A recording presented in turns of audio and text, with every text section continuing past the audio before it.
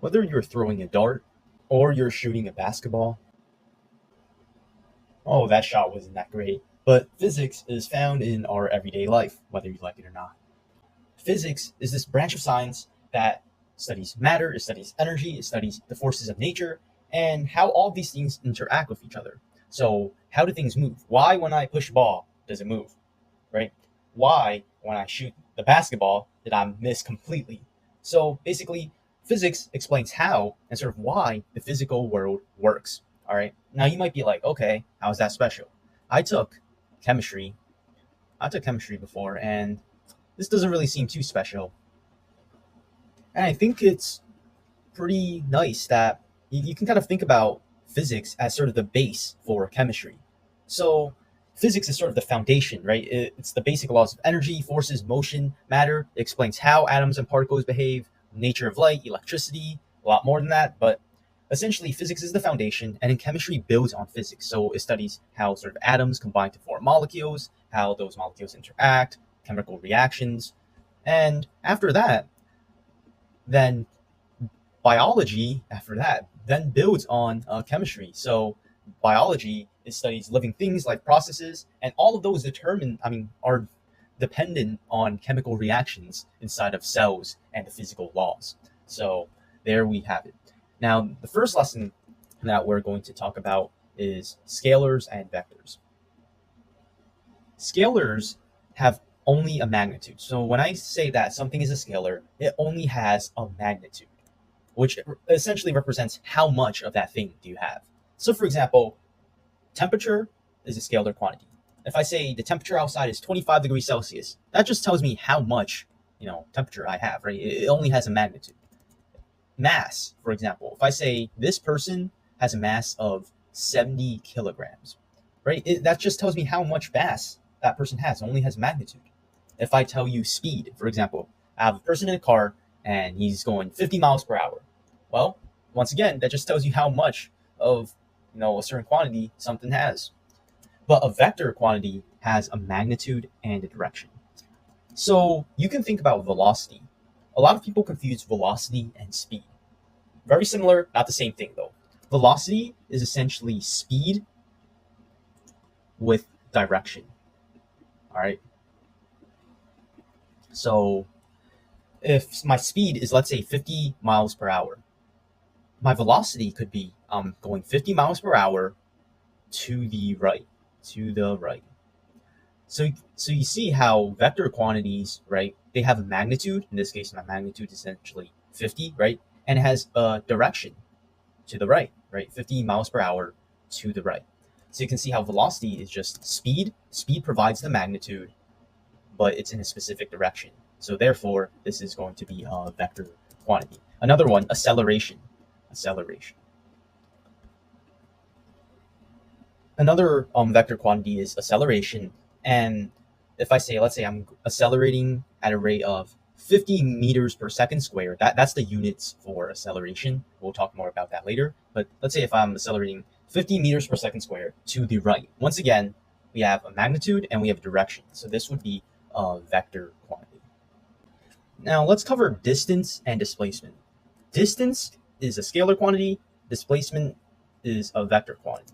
Now, why is that?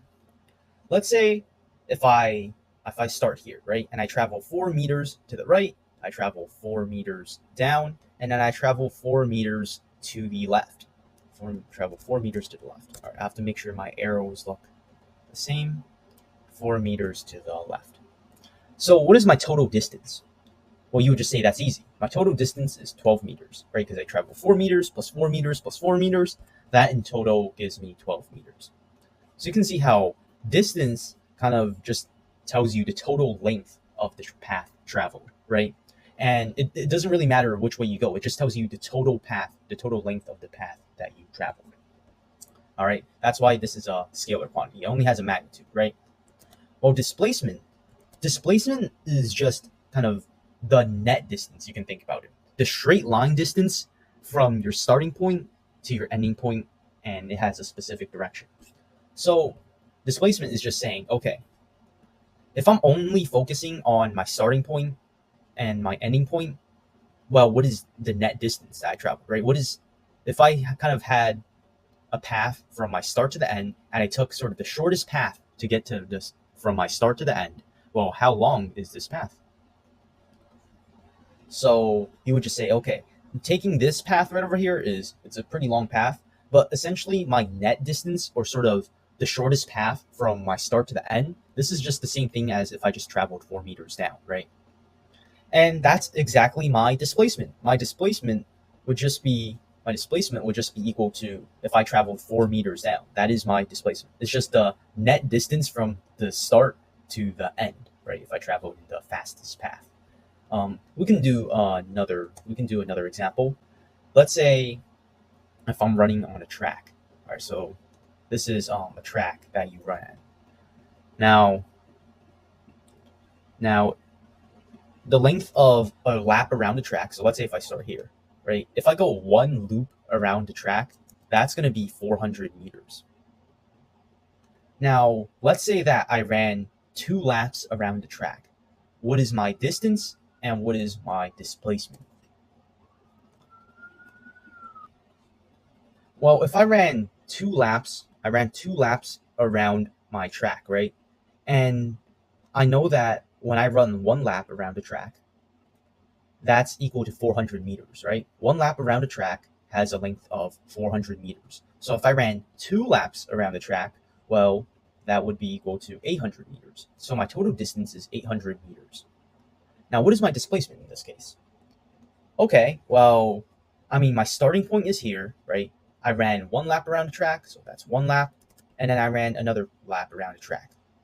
But hold up, I ended back to the same exact place. So my starting point and my ending point is both this location right over here, right? I ended up at the same location as I started. So in this case, my displacement would actually be 0. Your sort of net distance from the start to the end is 0 because you haven't gone anywhere, right? You did run 2 laps around, right? But displacement only cares about your starting point and your ending point. So because your starting point and your ending point is the same, well, your actual displacement is going to be equal to 0.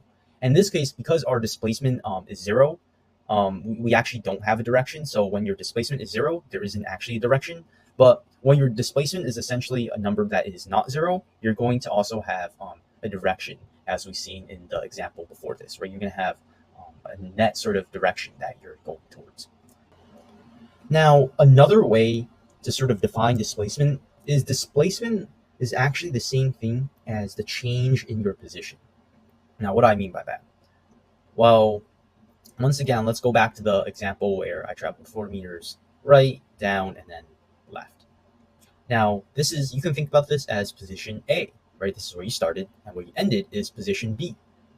So displacement is essentially just the change in that position, right? So it's going to be this length right over here, right? This is going to be the same thing as your change in position. That is going to be the same thing as displacement, all right? This delta sign right over here just means change, all right? This is change in. And the variable x in physics represents your position. I know this is a little weird, but yeah, that is position. And yeah, that's distance versus displacement. Now, speed is actually just going to be equal to distance. Speed is actually going to be equal to distance over time. All right, the total distance over the time it takes to get that distance. While velocity is actually displacement over time. So yeah, velocity is displacement over time. Or another way to write it is that, well, displacement, remember, that's the same thing as our change in position. So velocity is equal to our change in position over time, right? But same thing, right? So if I wanted to write all of this in like a more mathy way, you could say that speed is equal to distance over time. Sometimes you might even see, instead of s right over here for speed, you might even see v. Speed is equal to distance over time. While displacement, this formula right over here, velocity is equal to displacement over time. A more mathy way to represent that is velocity is equal to displacement over time.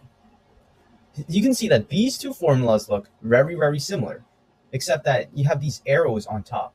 And these arrows kind of differentiate between this V and this V with the arrow on top. The easy way that I like to remember it is if you have the arrow on top, that represents that it's a vector quantity. Whenever you have that arrow, right, you're sort of pointing in the direction, right? So this arrow represents that velocity, which is a vector quantity, is equal to displacement, which is also a vector quantity divided by time.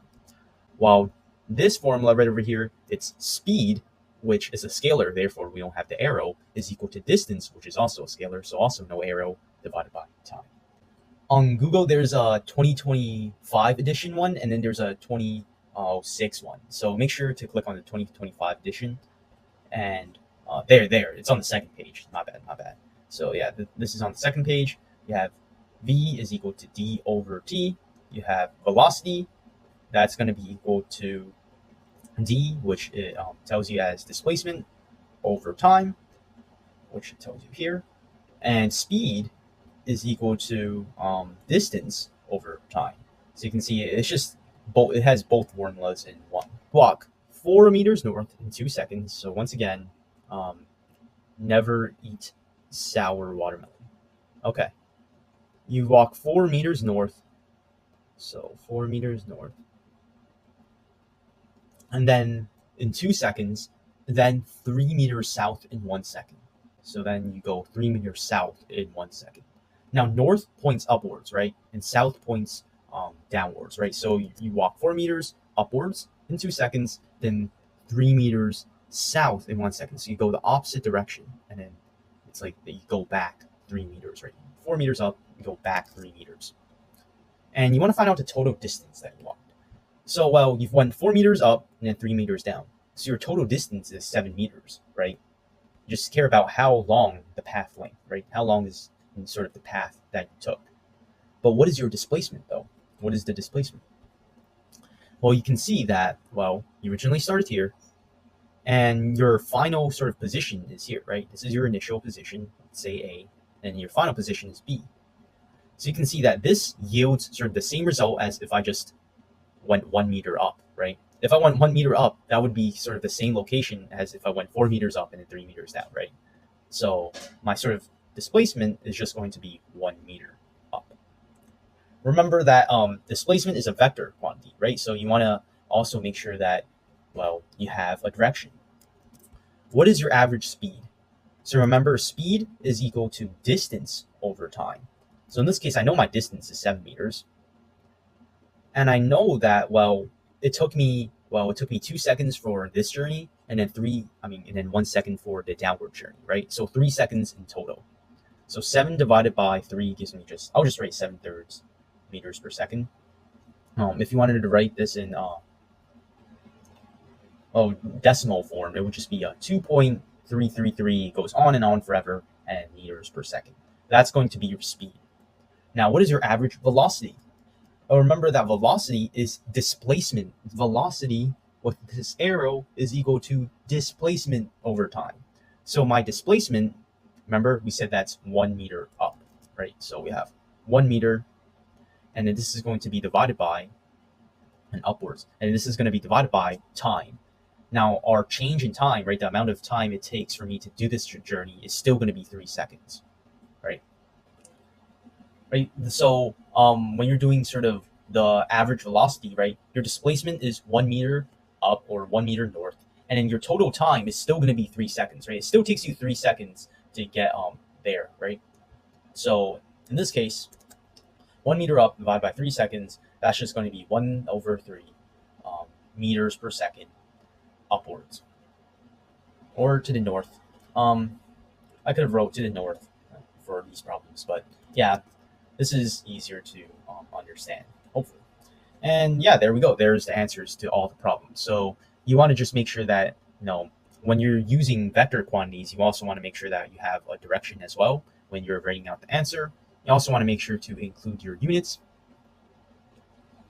And you also want to make sure that your answer makes sense. So if my net displacement is 1 meter, right, or my displacement is 1 meter up, and it took me 3 seconds to do that, well, every second I must be moving 1/3 of that way upwards, right? So this answer makes sense. Now, what you'll notice is that for speed, the units for speed is meters per second, and that makes sense, right? Because it's some sort of distance divided by some sort of time, right? That represents your speed, and so is velocity, right? The units for velocity is also some sort of distance divided by some sort of time. So, the kind of way that you know that you've done a problem correctly is units. I cannot stress this enough. All right, always make sure that your units are correct, right? If I had no idea how to do this problem, all right, you could still kind of figure everything out. First of all, your reference table has it, but you would know that, well, speed, well, that's just some sort of distance divided by some sort of time, right? So it's some sort of, in this case, my distance is in meters, and then some sort of time is in seconds. So I know that the unit that I have to end up with is meters per second, right? And so my total meters, well, my total meters is, in this case, 7, right? My total meters. And then the total amount of time it takes is 3 seconds. So if I divide these two values, well, I get meters per second, and I get the unit that I want. So if you have no idea how to do a problem, just check to see if you have the correct units, all right? So we know that velocity is equal to displacement over time, which is the same thing as our change in position over time. Now, whenever you're talking about displacement or distance, it's going to be measured in meters, right? And our time, it's going to be measured in seconds. Or if it's measured in minutes, you're going to have to sort of convert it to seconds. So kind of the units for velocity is going to be meters divided by seconds, meters per second, okay? Now, acceleration. You might have heard of that term before. If you're playing like a car game or something and you hear, oh, this car is accelerating, that usually makes you think that the car is speeding up. That's one way to interpret acceleration. Acceleration kind of has multiple interpretations depending on the scenario, but kind of the key point about acceleration is that it's the rate at which an object's sort of velocity changes over time. So essentially, acceleration is equal to our change in velocity divided by time. Now, velocity is measured in meters per second. Time is measured in seconds, right? That's where we get the seconds from. So acceleration has the units meters per second squared. Let's say that we are driving a car, and our acceleration is 2 meters per second squared to the right. So I have a car, let's say it's here. Let's say that the car initially has a velocity, the car's initial velocity. When you're talking about initial velocity, you'll usually see this V and this subscript I standing for sort of initial. So our initial velocity is equal to 2 meters per second to the right. And let's say that my acceleration is 2 meters per second squared to the right. So also the same direction as my velocity. Now, what does this mean? This acceleration just means that every second my velocity is increasing by 2 meters per second. That's all that's saying. So for example, after 1 second, my velocity will be 4 meters per second to the right. After 2 seconds, my velocity will be equal to 6 meters per second to the right. After 3 seconds, my velocity will be equal to 8 meters per second to the right. So you can see the pattern. You can see the pattern. Now, the thing about acceleration, though, is that, well, it doesn't just have to be accelerating, and you can actually decelerate. So like, when you like push on the brakes of a car, right, you're decelerating. Your your velocity is decreasing, right? So that's also like another scenario that we have to consider. But before that, it is important to note that even though the units for acceleration is 2 meters per second squared, I actually like writing it out as 2 meters per second per second. I actually like, I know this is how you write it, but I actually like viewing acceleration as this. Because this is like a much simpler way of viewing it, because look, 2 meters per second squared, well, this second square is a little bit confusing to a lot of people who maybe it's like the first time you're learning acceleration. It's probably your first time learning acceleration, and you're like, what the hell is this second square doing here? However, when you write it like this becomes a lot more clear. Your velocity is increasing by 2 meters per second every 1 second. This makes a lot more sense than second squared, right? So if it helps you, you can view acceleration as this way. All right, so if I move sort of this 2 up here, 2 meters per second increase in velocity every 1 second. So we kind of just saw how if our acceleration is in the same direction as our velocity, we're going to be accelerating, right? Because it's in the same direction. So our velocity is just going to keep on increasing in that direction. But what if our acceleration was in the opposite direction? What if our acceleration was in the opposite direction? Then what would happen? Well, so and actually let's actually make this interesting, and let's actually say my initial velocity is 6 meters per second to the right. All right. Now, if my acceleration is in the opposite direction, so my car is traveling this way, but I'm accelerating in the opposite way. That's sort of like when you're like pulling the brakes, right? You're putting on the brakes, and then your car is just going to be decelerating. It's just going to get slower and slower and slower. So what this would look like is that after 1 second, your velocity is going to decrease by 2 meters per second. So this is actually going to be 4 meters per second after 1 second. Then after 2 seconds, your velocity will be 2 meters per second, and then after 3 seconds, then it's going to be 0 meters per second. All right. So when the acceleration is in the opposite direction of your velocity, that just means your car, whatever you're driving, that's slowing down, right? It's making your velocity lower and lower and lower. Another way I could have kind of done this is instead of saying 2 meters per second squared to the left, another way to do this is I could have just put a negative sign in front, negative 2 meters per second squared. If I assume that going to the right means that I'm getting more positive, right? I can say that if I go to the right, I'm getting more positive. So if I'm going in the opposite direction, I'm getting more negative. So one way to write out this acceleration is 2 meters per second squared, and then I can indicate the direction to the left. Another way to write it is I just put a negative 2 meters per second squared. This negative kind of implies that we're going in the opposite direction as wherever the positive direction is. So if my positive direction, right? If my positive direction, you can see that when my velocity is positive, we're going to the right. Well, if I'm negative, well, I'm going the opposite direction of that, so I must be going to the left. All right. Good thing about physics is you can actually, I know this seems weird, but you can actually, choose which way is positive, which way is negative. It's really weird, but normally you can kind of think about it as, just like a normal X and Y axis. So, on your X axis, this is your Y axis.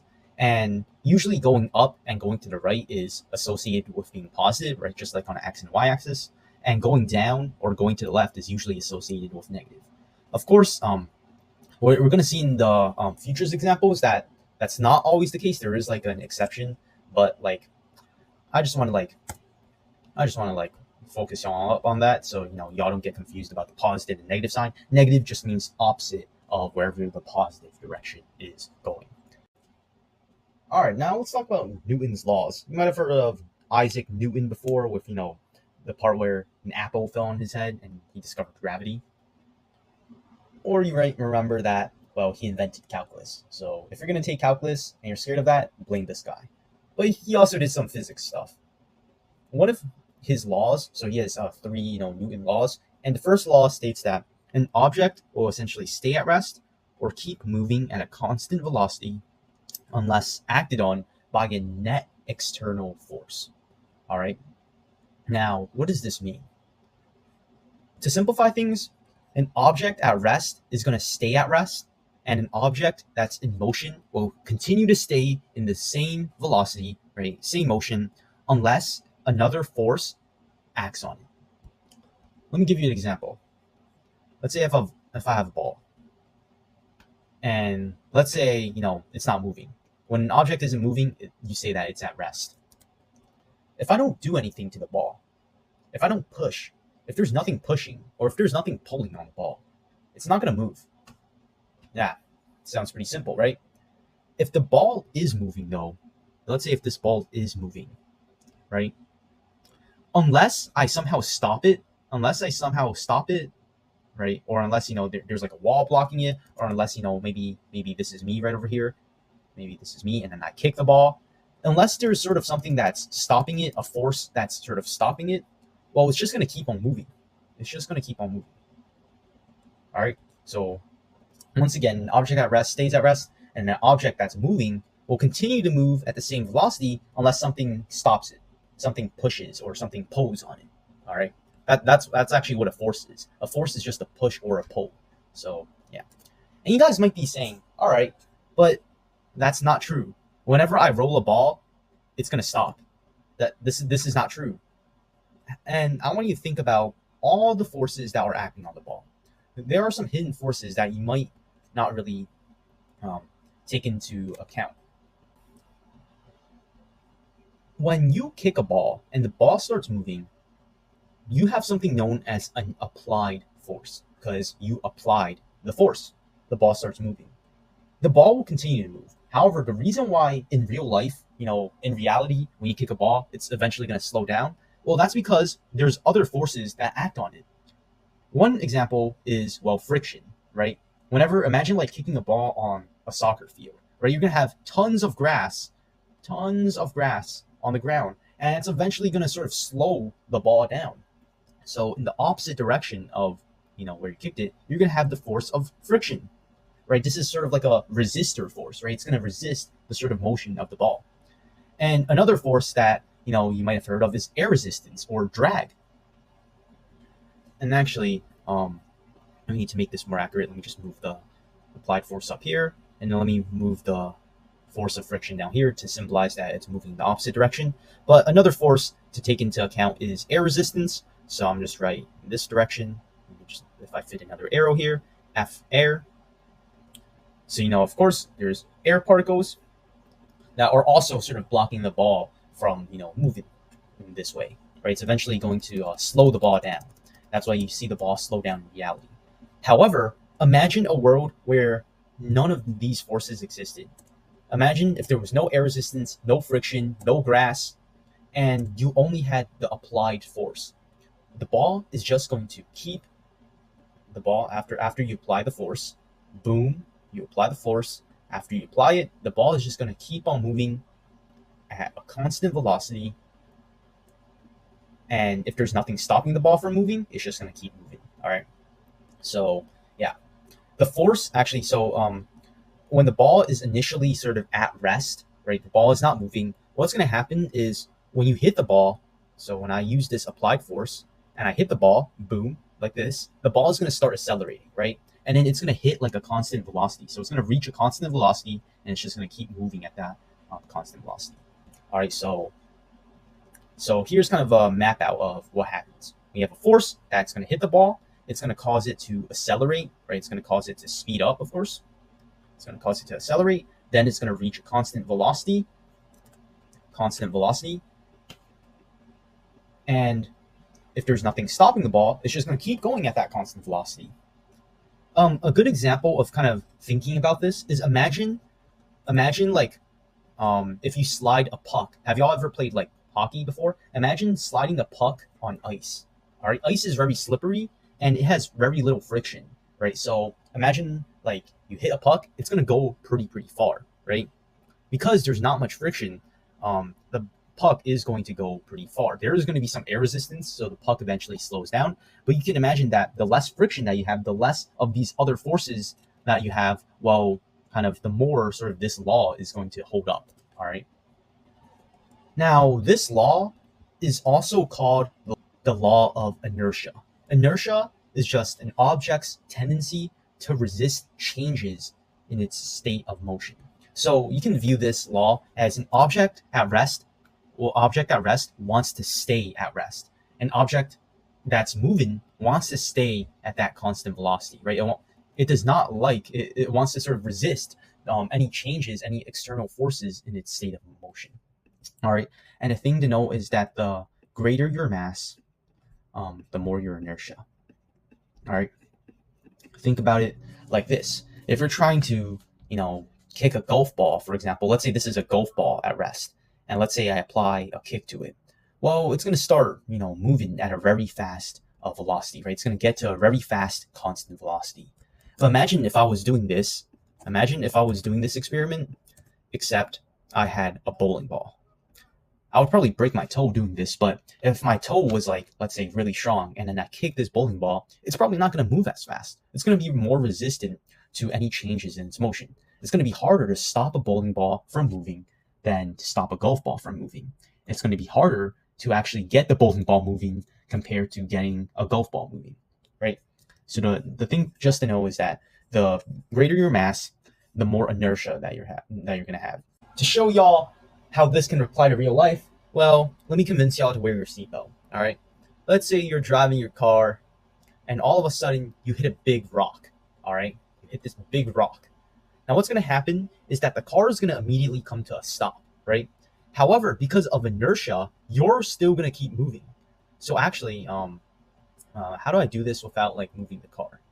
But you can imagine that like when the car stops, right? When the car stops because of the rock, because of inertia, an object at rest stays at rest, but an object at motion stays in motion. So because you are moving along with the car, you want to continue moving, right? You're going to continue moving. So what's going to happen is the car is going to stop, but you're still going to continue moving forward in the same direction as the car. So your face is probably going to slam onto the windshield and everything, and it's just not going to be a good time for you. All right, that's why you got to wear a seatbelt, because what the seatbelt does, imagine if you have like a seatbelt wrapped around you in the seat, but what it essentially does is it applies a force on you.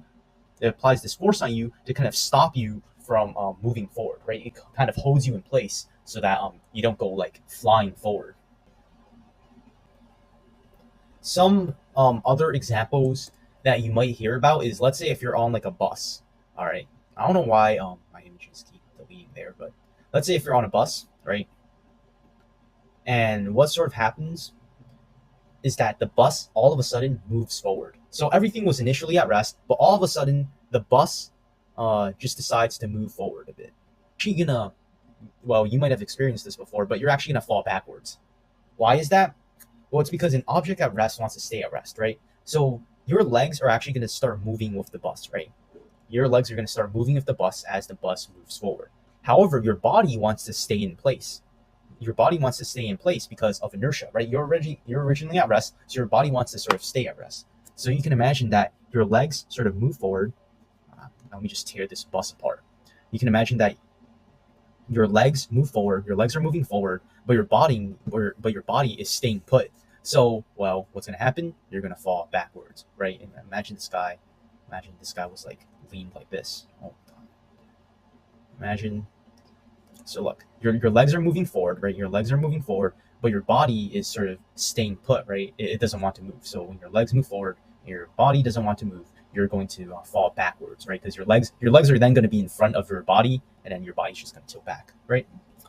And the final example is that we're going to use the bus example again, but let's say if we have this person right over here, and this time, let's say that the bus is originally moving. So the bus isn't at rest originally. Let's say the bus is originally moving, all right? And you're moving with the bus as well. But all of a sudden, the bus suddenly stops. All right, the bus suddenly stops. Now, you can imagine the scenario in your head. You're moving along with the bus suddenly stops, and you fall forward. In fact, you're actually going to fall forward. Now, why is that? Well, you fall forward because think about it, right?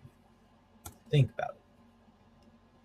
Your feet is sort of going to move along with the bus, right? So when the bus stops, your feet are sort of going to be planted here, right? Your feet's going to be planted here. However, because your body was just moving, your upper body is going to continue sort of moving, right? Your upper body is going to continue sort of moving, right? Because the bus was originally moving and you were originally moving with the bus, you're going to want to stay in motion. So even though when the bus stops, your lower body sort of stays in place, right? It stops with the bus, but your upper body is sort of going to continue moving because, well, an object at motion wants to stay in motion. So imagine your upper body moves forward, but your lower body stays in place. What's going to happen? You're going to fall, right? When your upper body is like in front of your lower body, you can imagine that this person right over here is going to fall down. So there we go. When the bus starts moving forward all of a sudden, you're going to feel a force backwards. You're going to sort of be pushed backwards. While if a bus stops suddenly, you're going to feel like you're being pushed forwards. Now we got Newton's second law. You've probably seen this before.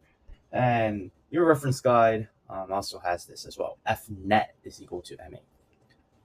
Now, we're going to talk about the net, but first let's just understand what this is saying. So this equation is actually better understood if we divide both sides by m. These cancel out, and we get that acceleration is going to be equal to force divided by mass. All right. Sometimes you might see this acceleration written with like a, once again, like the vector arrow on top that I've talked about before, like, like some sort of arrow on top like this, because acceleration is a vector quantity. But what does this all mean? Acceleration is equal to force divided by mass. Well, let's say that if I have a little ball, and let's say that this is me, this is me, and then let's say if I kick this ball, I just decide to kick this ball. Now, this ball is going to start accelerating, of course, right? Because the ball is initially at rest, and then it's going to start accelerating, like so. Now, if I kick this ball with more force, what's going to happen? The ball is going to accelerate more, right? As you can probably expect, right? Kick it with more force, it's going to move with more acceleration. So you can see how force and acceleration are essentially proportional to each other. If the force increases, well, the acceleration is also going to increase. Well, imagine if I was trying to kick a really big ball, like a boulder, for example. So in this case, our mass is very big. Well, if I try to kick a really big boulder, it's probably not going to accelerate much, right? It's probably not going to accelerate much. Therefore, the greater your mass, the lower your acceleration, right? You can expect that objects that's larger, if you apply a force to it, a push or pull to that object, it's not really going to accelerate as much. And why? Because go back to the first law. Remember, the greater your mass, the more your inertia. So this boulder wants to kind of stay at rest, right? An object at rest stays at rest. So it's going to be more resistant, you can think about it, to the force, right? You apply the same force to it, it's not really going to move as much or accelerate as much, right? So that is Newton's second law. Now, it's important that we write this net here for the force. A net force. What does a net force mean? Well, think about it like this. So let's say if I'm trying to kick this boulder, right? And hold on. Whoop. What happened to my eyes? All right. What happened to my eyes? Let's just do this, I guess. Okay. Let's say that I'm trying to kick the ball to the right. So there's going to be a force essentially this way, right? There's going to be a force to the right. All right. Now, let's say that at the same time that I'm essentially kicking the ball, a large gust of wind blows in the opposite direction of the force that I applied. So let me just say force of the wind. Now, it just so happens that the force that I applied is going to be equal to the force that the wind is blowing against my boulder. Therefore, even though I kick this boulder, you can see that this other force counteracts my original applied force. So the net force is going to be equal to 0, and there's going to be no acceleration. All right. So you can see how when we're talking about the net force, we're just going to be focusing on like kind of the strongest force. So actually, let me give you an example of that. First of all, let's actually find out the units for force. So acceleration is measured in meters per second squared, right? Meters per second squared. And mass is measured in kilograms. So force is going to be measured in, well, kilograms multiplied by meters per second squared gives you kilograms times meters per second squared, right? That's going to be the units for force. And this is also called a Newton. So one of these is equal to 1 Newton. Any sort of force that you're going to be talking about, it's always going to be measured in newtons. So just keep that in mind. All right. Now let's get to an example of a net force. Now let's actually do a problem. So let's say that if I have some guy and there's like a block. So there's like let's just keep this simple. Let's say there's a ball. And let's say he whacks it with a baseball bat. So let's say this is a baseball bat and he whacks the ball with it. And let's say that this right over here has a force of I don't know, 5 newtons. Now, let's say that the wind is blowing on this ball, and let's say that it blows at a force of, let's say, 3 newtons. So the force of the wind is going to be blowing at 3 newtons. And let's say that this ball weighs 10 kilograms. So I want to find out my acceleration. What is that going to be equal to? Well, acceleration is going to be equal to net force divided by our mass. We know that our mass is 10 kilograms, but what is our net force? Well, you can essentially see that, well, the force that I'm kicking the ball is greater than the force that the wind pushes back on my ball, right? So therefore, our net sort of direction is going to be pointed towards this way, right? Because this force essentially beats out this force, right? Because I'm kicking it harder than the wind blows. So what you're going to do is you're going to take your 5 newtons and you're going to subtract it from the 3 newtons, right? Because it's blowing in the opposite direction. And when you do this, you're going to get a net force of 2 newtons, and in this case, it's going to be to the right. Whoa! I have a magnitude, I have a direction. That means that force is also a vector quantity. Okay, let's keep going. So we know that essentially our net force is going to be 2 newtons to the right. So we can plot that on our equation here. And when you do all of this, you're just going to get your acceleration is going to be equal to, well, this is going to be 1/5. So just 1/5. And newtons, remember, acceleration is in meters per second squared. So that's going to be the units for it. Or, 0.2. Also do 0.2 meters per second squared for your acceleration. Now, when you're drawing out these free body diagrams, actually don't be like me. Because what I've kind of done here is it's more of like a visual thing. But when you're actually like drawing out all of like the information, let's say if you were to actually sort of represent all of this information, you would actually have to draw a free body diagram, which greatly kind of simplifies everything, makes everything really clear. So essentially what we do is we're going to represent our ball or whatever object that we're dealing with as a sort of square or like a rectangle. And I'm just going to put the mass inside this. And what we do is we're going to write out the forces and point them in kind of the direction that they're pointed in.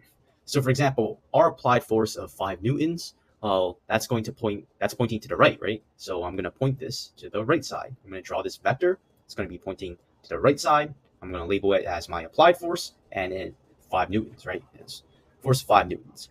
And likewise, because my wind is pointing to the left side, I'm going to put that right over here. All right. If your object is like slanted, let's say if your object is like on a hill or something, or like on some sort of block, you would draw out the block. If your object is on some sort of ground, right, you would also draw that, or some sort of table, right, you would also draw that. But this is just like the general idea. It greatly simplifies everything, and you know what you're kind of dealing with. Finally, you have Newton's third law, which you can think about it as, well, people say this is the action reaction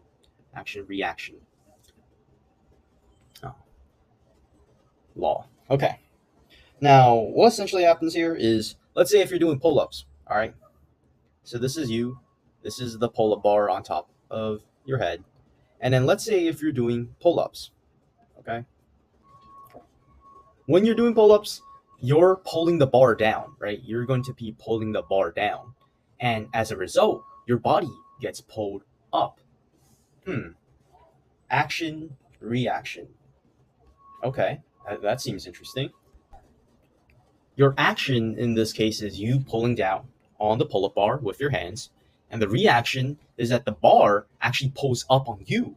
And actually, it turns out that the force that the bar pulls up on you is going to be the same magnitude. So you've seen I draw kind of the same length of arrows here, and it's going to be opposite in direction, right? You're pulling the bar down, bar pulls in opposite and sort of equal force as sort of you, right? Except it pulls you up, right?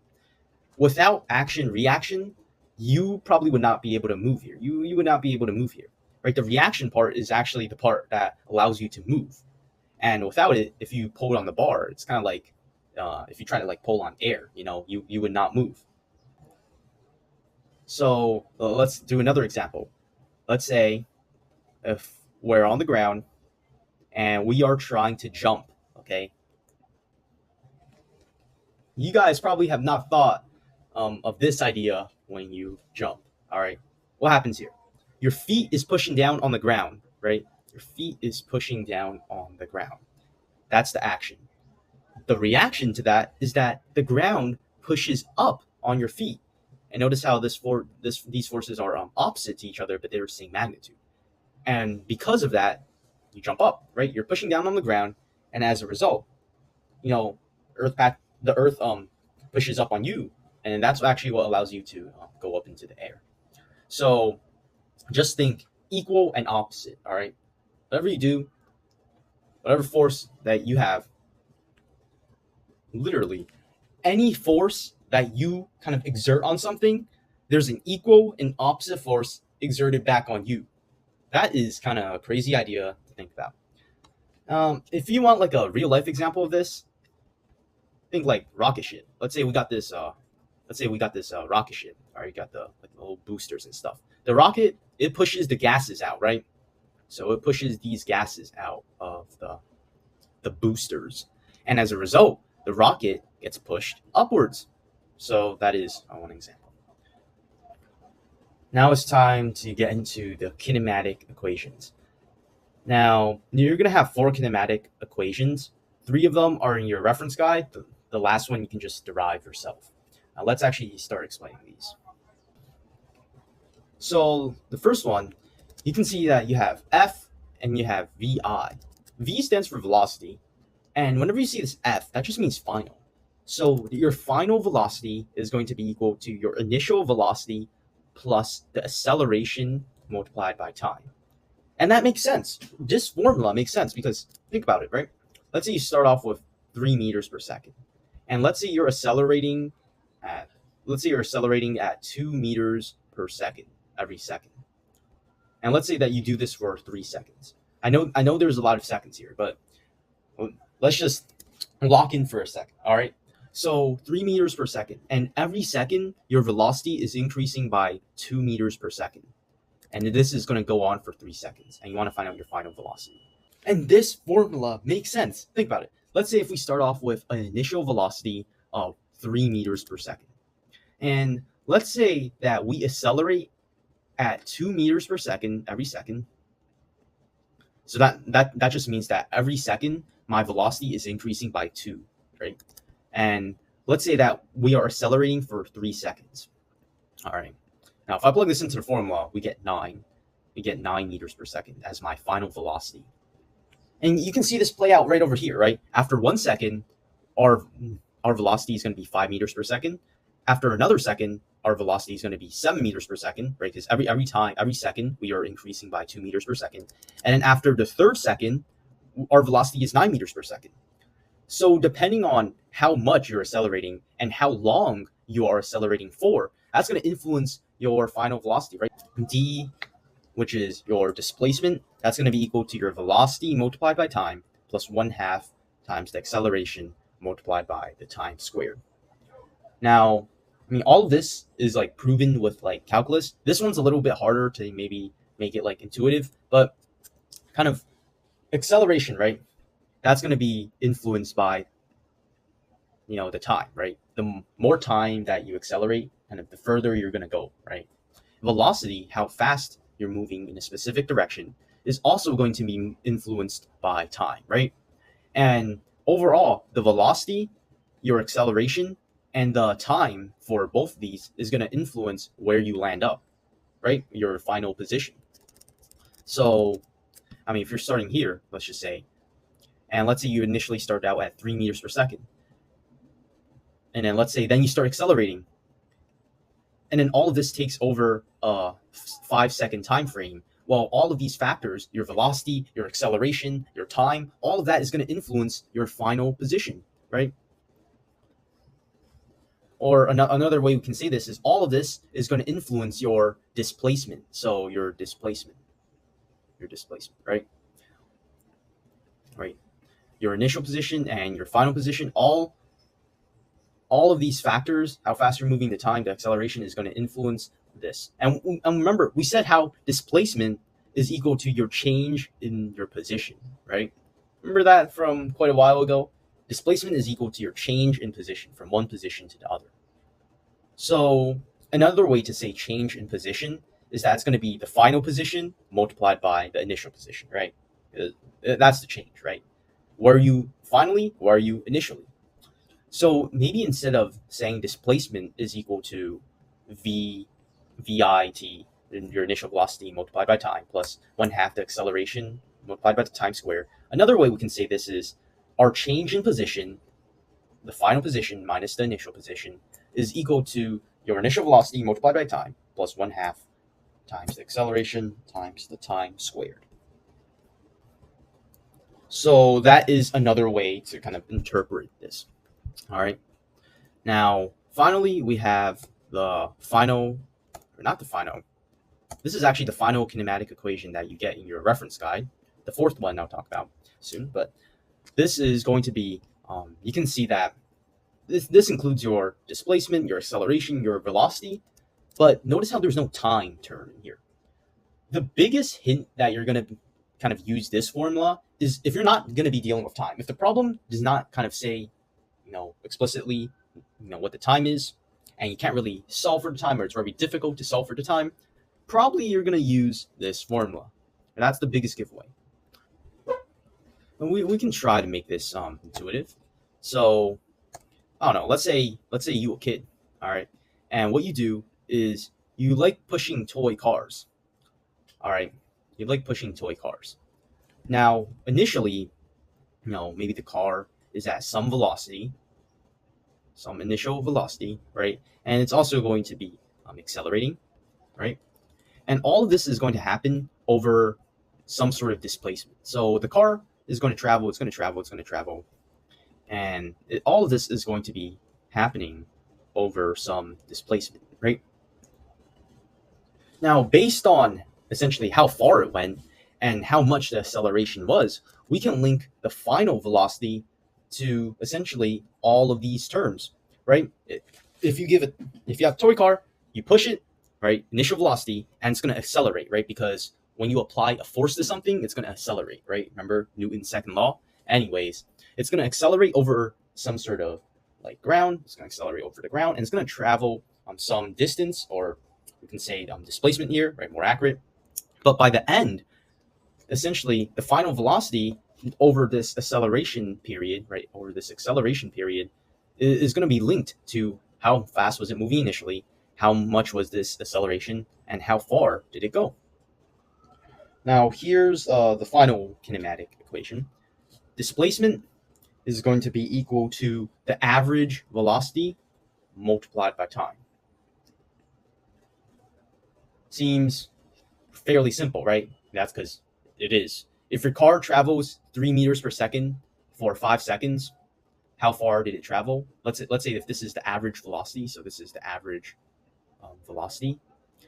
Let's say it's traveling 3 meters per second to the right, okay? And it traveled for 5 seconds. Well, then you're going to be traveling for 15 meters, right? Your displacement is just going to be 15 meters to the right, all right? So that's just how you do this. You can just derive this every time, right? Or maybe some of you, maybe this might be common sense. Maybe for some of y'all, if y'all don't remember that, well, guess what? Average velocity is actually in your reference guide. So all you got to remember is that you have your average velocity, you multiply by the time, right? And you got your answer. And yeah, average velocity is just going to be equal to your final velocity added to your initial velocity divided by 2, right? Because it's the average, right? So let's say if you started off with 5 meters per second, and let's say that you ended off at 7 meters per second. So you accelerated a little bit there. Your average velocity is just going to be these two things added divided by 2. So you're going to be traveling on average 6 meters per second there. All right, enough talking. Let's get to it. A car starts from rest and accelerates at 3 meters per second squared for 5 seconds. find the final velocity. And we also want to find the distance traveled. Okay. We have acceleration. So I want y'all to write out all your terms. We have acceleration, which is 3 meters per second squared. We have our time, which is equal to 5 seconds. We have our initial velocity, which is equal to 0. Remember, a car starts from rest. That's important information also. All right, it means that the car ain't moving initially. So the velocity is 0 initially. All right. And maybe to make this clear, VI is equal to 0. All right. Okay. We have acceleration. We have time. We have our initial velocity. And we're trying to find our final velocity. Is there any equation here that relates all these variables together? Whoa, that is perfect for this scenario. That's going to be equal to your initial velocity, 0, plus acceleration multiplied by time. So I know how to do 5 times 3. That's going to be 15. And then velocity is always measured in meters per second. So therefore, your final velocity is going to be equal to 15 meters per second. All right. Now, we have our final velocity, 15 meters per second, and we can add this to the list of stuff we know. So we can add this to the list of things that we know. Okay. Now we want to find out the distance traveled. Okay. So we're trying to find out distance. Actually, well, screw distance. Physics, we say displacement now. Yeah. All right. So we want to find distance. Okay, we have initial velocity, check. Time, check. Acceleration, check. Time again, check. We can find distance. Okay. So distance is going to be equal to our initial velocity multiplied by time. Our initial velocity is 0, so 0 times whatever this is also 0. So we're just going to be focusing on this 1/2 acceleration term multiplied by our time, which is 5 seconds squared. All right. So this is going to be, if we square 5 seconds, we're going to get 25 seconds squared, right? 25 seconds squared, right? Because we also squared the time, right? And when we multiply out all of these together, so I'm going to get 75 divided by 2. I'm going to get 37.5 meters as my displacement. All right. Now, once again, when you're doing these problems, does your answer make sense? All right. If I'm trying to find displacement, do I end up with the units meters as my answer? Notice here, when I'm doing the problem, all right, you see I'm multiplying 3 meters per second squared by second squared. You can see there's a second squared in the top and the bottom, so they can cancel out, right? And the unit I'm left with is meters, which is the unit for displacement. All right. If you're doing a displacement problem and your answer is in acceleration units, you know you did something damn wrong. All right. You don't gotta be no genius to figure that one out. So just be careful to check your units. And guess what, guys? You want to know something? We could have used any one of these formulas, any one of these 3, to find the displacement. You don't believe me? Remember 37.5 meters. All right, just keep that in the back of your head. Displacement is equal to average velocity times time. Initial velocity is 15. Final velocity is 15, initial is 0. So the average is going to be 7.5 meters per second. 7.5 meters per second multiplied by the time, which is 5 seconds. You can see the seconds cancel out. You're left with meters, which is the unit that you want. And whoa, that's pretty cool. Okay, but let's do some physics with this. This one right over here. This equation is saying the final velocity squared, so our final velocity, and we're going to square this. That's going to be equal to your initial velocity. So your initial velocity squared. 0 squared is just 0, so we can ignore that. And this is going to be equal to 2 multiplied by our acceleration, which is 3 meters per second squared. And this is going to be multiplied by our displacement, which is what we're trying to find out, right? So I'm just going to put a D here because we don't know. All right, we can divide both sides by 6 meters per second squared. Because 2 times 3 is 6, right? So this 6 and all of these cancel out. So you're just going to be left with your displacement, right? It's like solving for x. So all of these cancel out. And 15 meters per second squared, that should be 225, right? 15 meters. So that should be 225. Now remember that we were originally meters per second squared, right? So we have to square the meters term and the seconds term, right? If I actually go back. Remember, this is 15 meters per second squared. So you're also squaring the units as well. So this is going to be meters squared times second squared now, right? Because you're squaring the meters term and you're also squaring the seconds term. So this is going to be meters squared divided by second squared. Notice how one of the meters cancel out, right? Because it's meters to the first power, meters to the second power. If you divide those, you just get meters. And second squared cancel out. The unit you're left with is meters. And guess what? 225 divided by 6 gives you 37.5 meters. Wow, that was pretty cool. All right, let's expand more on force is equal to mass times acceleration.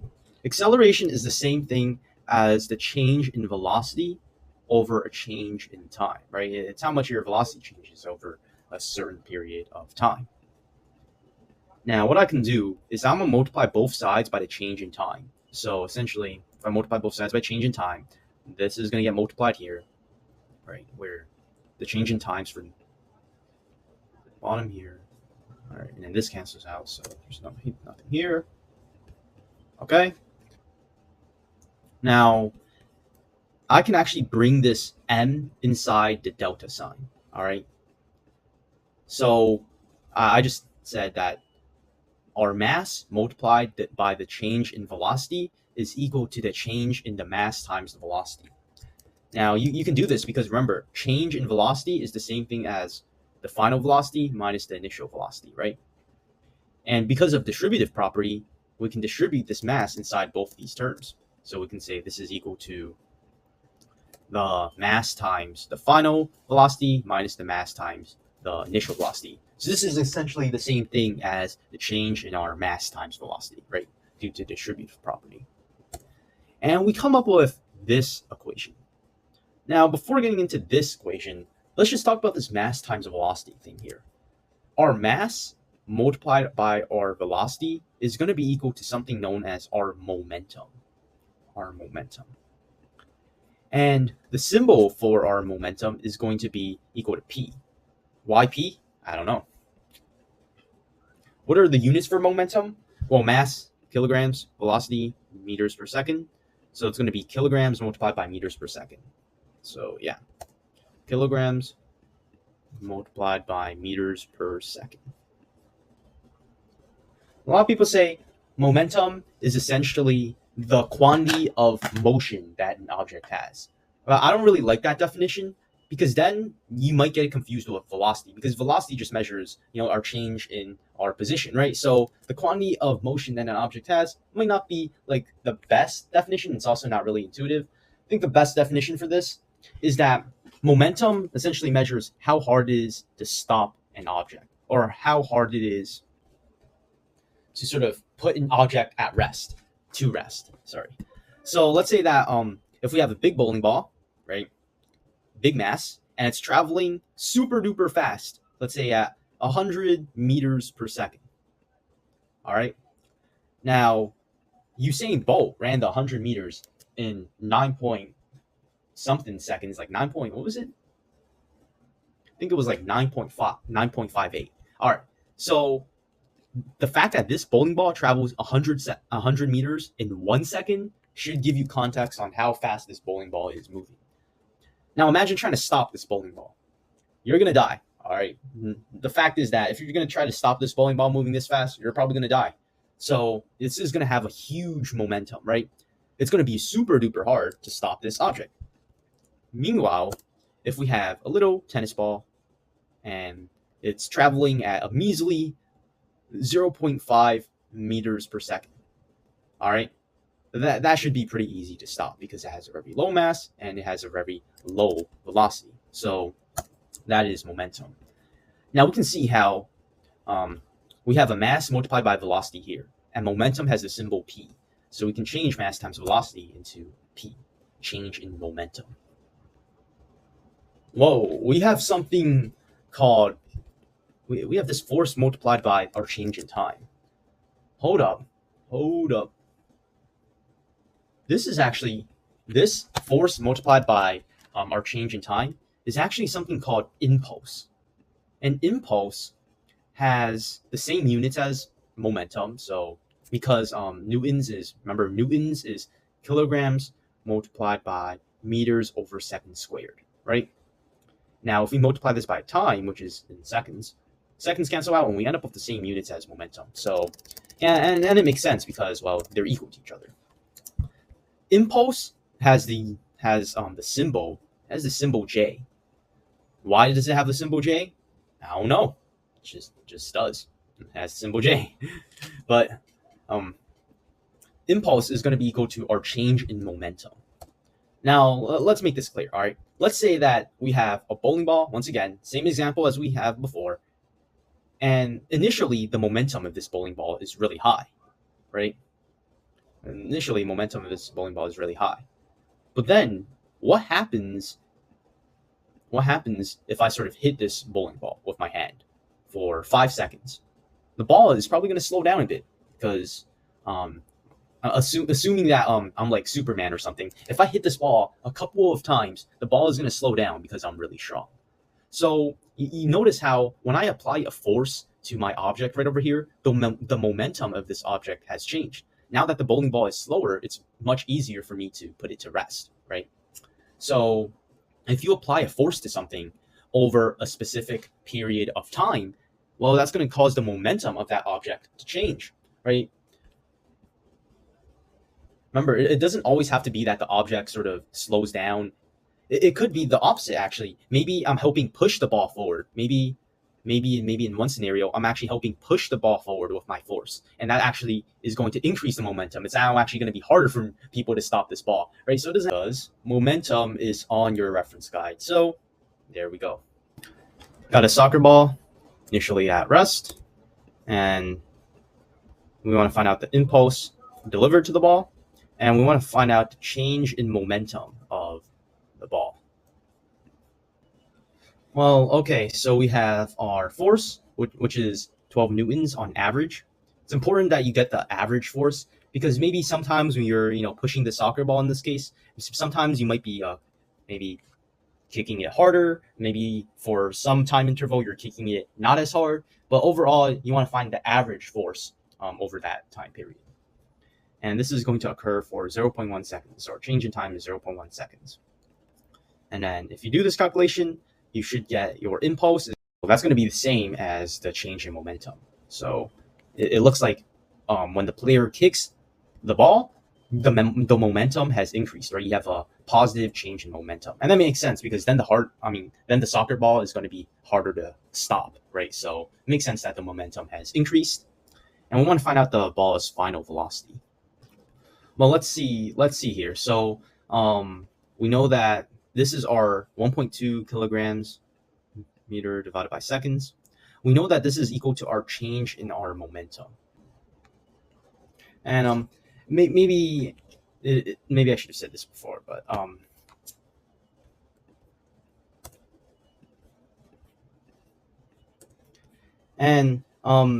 impulse and actually momentum as well are also vector quantities. So the impulse delivered to the ball, if you're a soccer player, you kick a ball, it's going to be at some direction.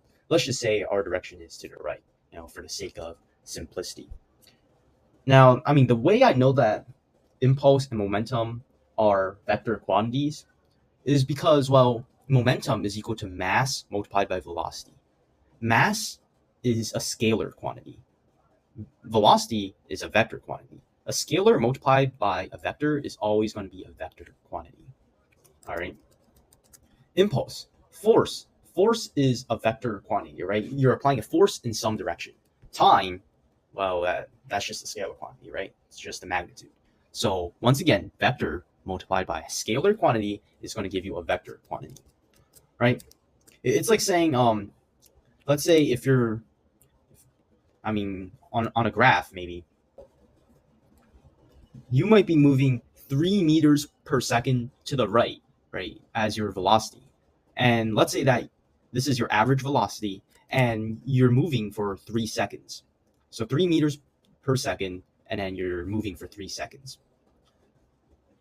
So you can see how this is one of the kinematic equations. Remember, average velocity multiplied by my time is going to give me the displacement, right? So 3 meters per second, and I'm traveling for 3 seconds, right? So this is going to give me 9 meters of displacement.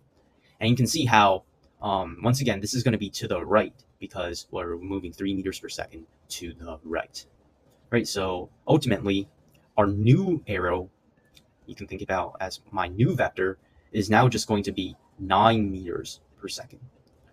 Or, I mean, not 9 meters per second, sorry, just 9 meters to the right. So you can see how all I've done is I essentially extended my arrow by threefold, but I haven't actually changed the direction of which I'm going. So because vectors also have a direction and scalars just a magnitude, well, you can't really change the direction that you're going, right? It's just going to stay the same direction. All right, so back to our problem. Sorry, I keep going off script there, it's just a little too fun to talk about. But we know that our impulse is going to be equal to our change in our momentum. And we know that momentum is the same thing as mass times velocity, right? That's where we get our velocity term. Now, the change in mass times velocity, that's the same thing as this right over here. That's the same thing as the change in for our final velocity minus the mass times the initial velocity, right? Remember, change in velocity? Well, every time you hear a change in something, it's always going to be the final thing minus the initial thing, right? Now, initially, we were at rest. So our velocity is 0 for this term. And 0 multiplied by whatever is going to be 0. So that's just going to be gone. And we know that our final, we're trying to solve for our final velocity, but we know our mass. Our mass is a 0.8 kilogram soccer ball. So 0.8, kilogram soccer ball. So if we divide both sides by 0.8 kilograms, you can see that, well, our kilograms cancel out, but more importantly, the kilograms here cancel out, and we're just going to be left with meters per second, which is the unit for velocity. So this is exactly what we want. And if you solve for the final velocity, you're going to get 1.5 meters per second. Just put this into a calculator. You can see how everything here makes sense because our velocity has increased from being at rest to being 1.5 meters per second. Well, that means that our momentum has increased, right? Because our soccer ball is just going to be harder to stop, right? So because our velocity increased, our momentum has increased. And all of this was due to me putting a force on the soccer ball because the force is what makes it move, right? Remember, force is equal to mass times acceleration. Acceleration is equal to force divided by mass. If you apply a force to something, it's going to start accelerating, right? All right, so let's say we have a box, and let's label all the forces that might act on the box. So if we apply a force to the box is going to start moving, right? However, friction can slow down the box. You see, let's say if this ground is filled with grass. Now, grass has a lot of jagged edges, and those jagged edges actually will slow the box down. So the force of friction will resist the force of essentially moving. There's actually 2 types of friction. There's static friction, and there's also kinetic friction. All right. Kinetic friction is probably the friction you're thinking of when, an object is moving and then the force of friction resists that. But static friction is essentially just kind of the force that applies when the object is stationary. So for example, let's say if the box is stationary, and let's say if I put it on some really jagged grass. Now this box will initially at rest, and it's going to initially require some amount of force in order to actually get the box moving, right? So that initial sort of force to actually start making the box moving is actually something known as the maximum. I'm going to write it down real quick. It's just called the maximum static friction. Essentially, right, in order to actually get the box moving, your applied force has to be greater than the maximum static friction in order to actually get the box moving. Otherwise, it's not going to move, right? think about trying to like roll a boulder on like a, I don't know, like a really rocky like surface. Initially, it's going to require some sort of initial force to actually get the thing moving, right? Otherwise, it's just going to stay at rest. That's the maximum static friction. Now, it's actually really weird because if let's say your force is less than the maximum, if your applied force is less than the maximum static friction, then the force of friction will actually match your force. So let's say if the maximum static friction is, let's say, 200 newtons. However, let's say you push on the box with a force of only 20 newtons. Well, then the force of friction, force of 20 newtons, well, then the force of friction, static friction, will also be 20 newtons. It's going to match your applied force so that, the object doesn't move. If the force of friction was greater than this force, then the object would start moving the other way, and that's not what happens, right? Friction is only resistor force. Friction is only a resistor force, so that's not going to happen. It's going to match your applied force. When your applied force is then greater than your maximum static friction, let's say it's 300 newtons, then the object will actually start moving. And then instead of static friction now, then we're going to be dealing with kinetic friction, all right, which is what we're thinking about here. So that is that. Now you'll have the force of gravity, which I'll talk about later videos maybe, or even later in the video. I actually don't know if I'll talk about it, so yeah. And then opposing gravity, we have something known as the normal force. The normal force is going to be perpendicular to the surface that the object is on. Now, if you're like, what the hell is normal force? Well, think about it, right? If the force of gravity is pulling the object downwards, why isn't the object just falling through the grass? And you might be saying, okay, well, the grass is compact and it's strong enough to hold up the box. Well, in terms of physics, if the object isn't, moving, it doesn't have like a net force, right? Well, that means that the object is going to be at rest, and that means that there has to be another force that opposes this gravitational force, right? If this gravitational force is pulling downwards, there has to be another force that opposes it so that the net force is zero, right? Remember, it's not F equals ma, it's actually F net. The net force is equal to mass times acceleration. We need a force and this gravitational force to actually cancel each other out so that we actually get a net force of zero, and therefore zero acceleration.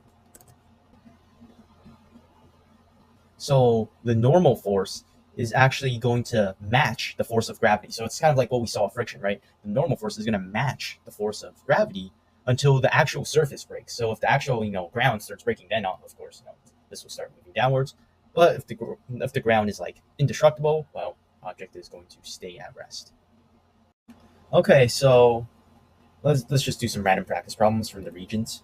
Car initially moving at 20 meters per second, travels 200 meters while accelerating uniformly to this. The magnitude of the acceleration of the car is what? So we have our initial velocity, which is equal to 20 meters per second. We have our displacement, which is 200 meters. And we also have our accelerating to the speed of. All right, so that means our final velocity is 30 meters per second. Okay. Now we're trying to find out the acceleration. Is there a formula that can help me find acceleration? Well, take a look in your reference guide. You actually see that, well, great. We have our formula. We found our kinematic equation to solve this.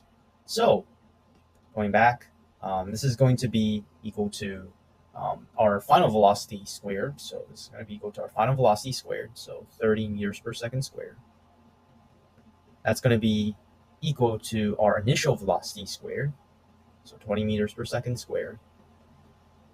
Plus, and then if you look back here, plus 2AD. So 2 times the acceleration times the displacement. It's 2 times the acceleration times the displacement. And then you guys, this is squared, sorry, but yeah, y'all can 200 meters, right? Yeah. Yep. And y'all can do this one. So 900 meters per second is equal to 20 meters per second, which is 400. All right, so 400 meters squared divided by second squared, and then it's going to be plus 200. 2 times 200, that's going to be 400 meters times my acceleration. And I can subtract both sides by 400 meters squared second squared, so I will get 500 meters squared second squared. And then if I divide both sides by 400 meters, notice how I end up with the units meters divided by second squared, which is the unit for acceleration, and that's exactly what I want. So I get 1.25 meters per second squared. And the time required for the car to travel to 200 meters is what? So essentially what we want to do is we want to find a kinematic equation that we can use to solve for time. In this case, well, we know that the magnitude of our acceleration is 1.25 meters per second, right? And we also, meters per second squared, and we also know our final velocity and our initial velocity, right? So we can solve for time, right? So this is going to be equal to our final velocity, which we said is 30 meters per second.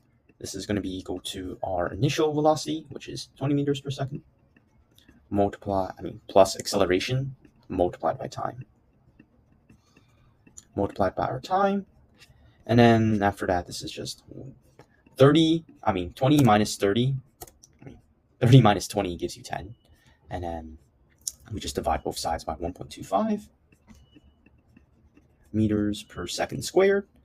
The meters cancel out. And you can see that the seconds essentially cancel out. And we're left with actually seconds, right?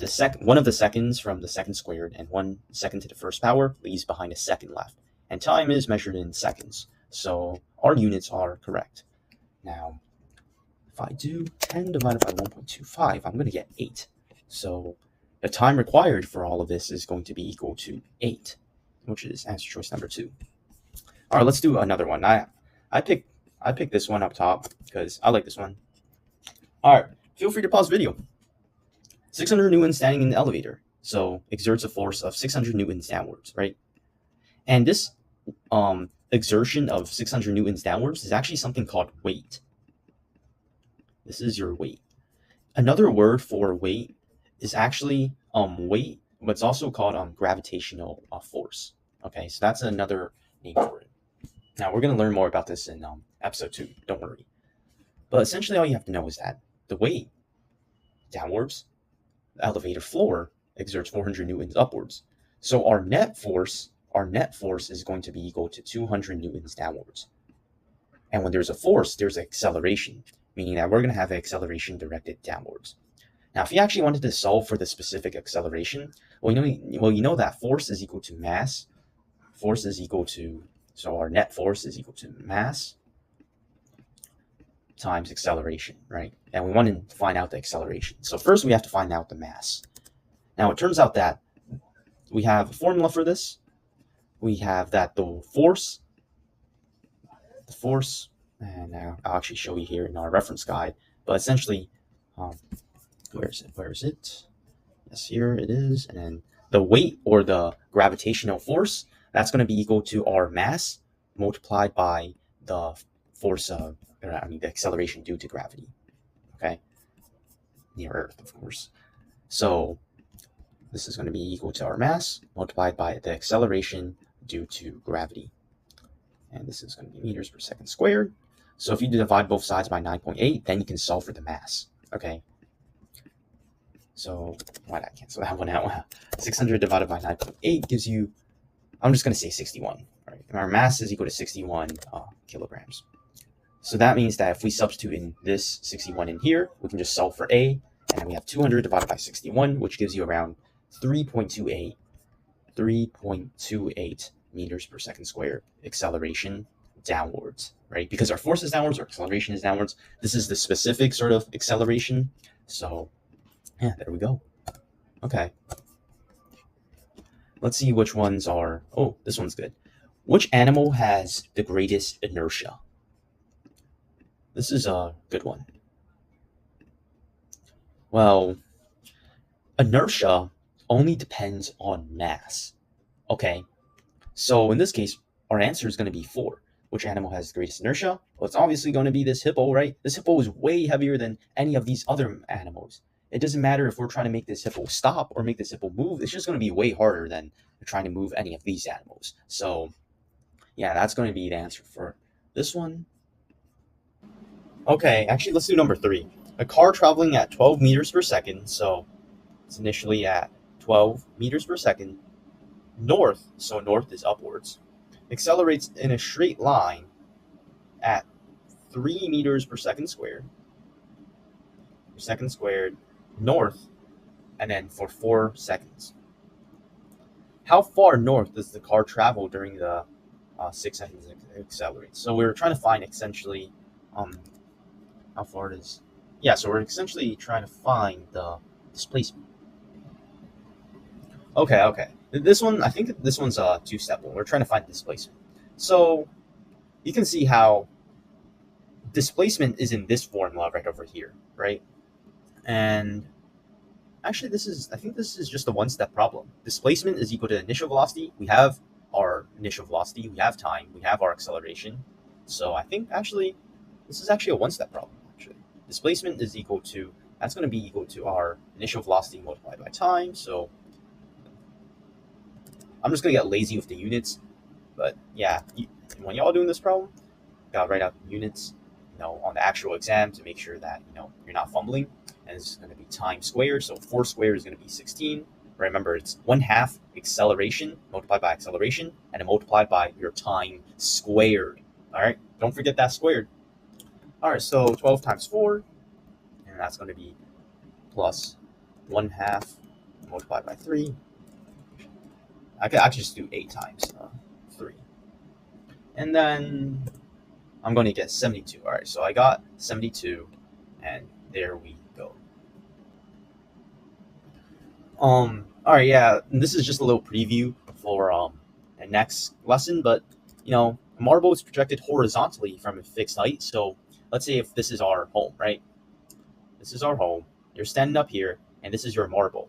You're gonna throw the marble horizontally, right? You're not gonna throw it directly down like that. You're throwing it horizontally, and all right. And if the marble is projected horizontally again, but the next time you throw it horizontally faster, so you're gonna project it at twice the initial speed. And it turns out that the time where the marble, whatever, the time that it stays in the air is actually going to be unchanged. All right. Even though this marble might travel further, at the end of the day, gravity, the force of gravity, acts on both of the objects the same, right? The only thing that this initial speed changes is essentially how far it travels in the horizontal direction. But because we're throwing this horizontally, that doesn't affect how the vertical kind of direction. That doesn't really affect the vertical forces. And the vertical forces of gravity act on both the objects, and they're actually going to fall, and time of flight is actually going to be the same, right? And they're going to land on the ground at the same time, assuming like no air resistance or anything. And this question is actually question number 5. This one's actually interesting. The sailboat is traveling at a constant velocity of 5 meters per second west. So west. And so we have our sailor here with his boat. And then what happens is he throws, he drops a screwdriver that falls freely for 1 second before hitting the deck of the sailboat. And we want to know, where does the screwdriver land? Now, do you think the screwdriver is going to be in front of the sailor, behind the sailor, or directly below the sailor? And this kind of reminds me of the question of, if you're in like a moving train, you jump up, where do you land? And it turns out that when you're in a moving train, so you can imagine this boat is moving and you jump up, you're actually going to land in the same spot as you did before, because you're moving with the train as well. So actually, for this problem, the screwdriver is going to land directly behind the sailor, below the sailor. Because guess what? You throw the screwdriver up. Not throw the screwdriver up, but you dropped the screwdriver, right? You dropped the screwdriver, and the screwdriver is still it still has the same velocity as well, your boat, right? Your boat is traveling 5 meters per second west, and the screwdriver is also traveling 5 meters per second west in the horizontal direction. The only thing that's changed when you drop the screwdriver is that it starts accelerating downwards because of gravity. That's only the vertical component. But the horizontal direction, 5 meters per second west, stays the same, meaning that's just going to drop directly below the sailor. And finally, this one might seem counterintuitive. You have this bowling ball, they're in free fall, meaning that only the force of gravity is acting on them. And if we want to compare the magnitude of the acceleration of this ball to magnitude of acceleration of this ball, what is it going to be? And it turns out that even though these two balls have a different mass, it's actually going to be the same magnitude of acceleration. They're both going to accelerate at the same rate. And you can literally see this in your physics regions. The acceleration due to gravity near Earth's surface is a constant. So that's actually a really interesting idea. So yeah, we are going to get more into stuff like this in the later unit. If you're this far into my video, thank you for watching my video. Have a nice day.